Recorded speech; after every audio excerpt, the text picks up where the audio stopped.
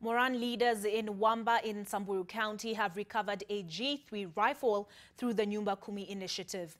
The Morans searched homes in the community looking for the gun that was taken from the police 2 years ago.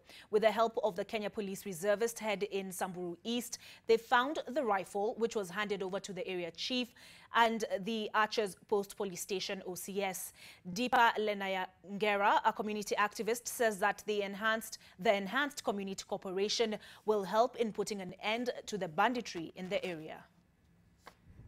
Mimi bado saranda amefanya juu na chini kusugumusa mbalimbali ya wase na wakijana warani mpaka amepanikiwa kutoka jana, kwa sababu imepeleka tena lama kuenda kulea malio yangu, napeleka tena warani mpaka napelekea mkubwa ya warani, na hiyo imetokesea kabisa.